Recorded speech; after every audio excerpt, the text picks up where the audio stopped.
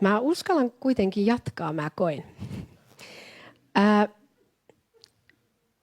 Jotain, mitä Herra myös on tehnyt, on se, että joskus kun hengessä syntyy laulu, niin se ei välttämättä näytä kauniilta. Eli mä voin kertoa näin, että me oltiin seurakunnassa ja yhtäkkiä meidän pastori pyytää mua esiin ja sitten sanoo, että rukoile vaan tai tee mitä koet. Ja yhtäkkiä mä alan kuulostaa joltain torvelta. Ja sitä voi niinku miettiä, että no onko toi normaalia ja näin. Näyttäisin jopa, jos voisin, mutta se ei ole se pointti.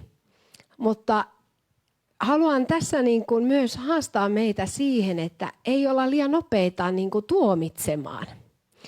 Koska mä myönnän, tämä ei kuulosta oikein järkevältä, mutta tähän tuli kyllä selitys. Mutta mä kokeilen puhelimen kautta soittaa, mitä tapahtuu. Eräs sunnuntaikokous.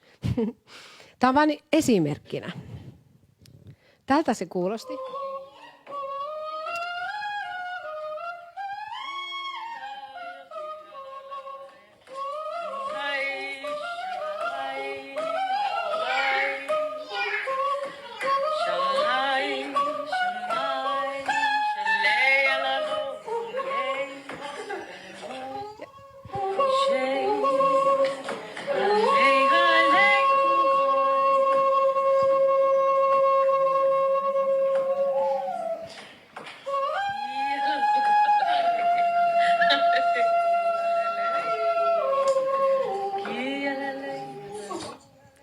Ja sitten mulla meni pokka ja sitten mua vähän hävetti, niin mä lopetin kesken. Mä kerron vaan niin kuin rehellisesti.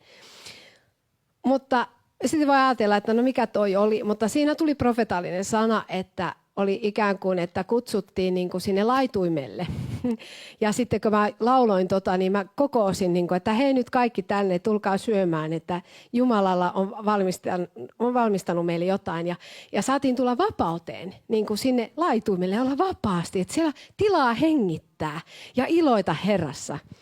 Ja sitten siitä voi olla monta eri mieltä, niin mä löysin tämän tekoälyn ja sanoin sille, että tee tästä se kappale ja mä laitoin tekoälylle kaikki promptit, että miten se pitää sen soittaa.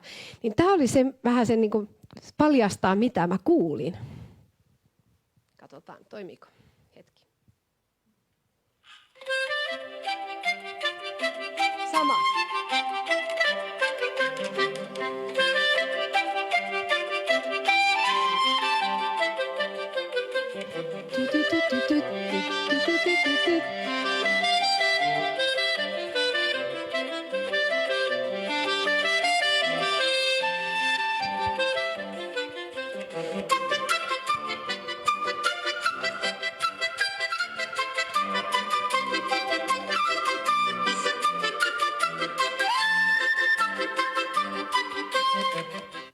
Siinä.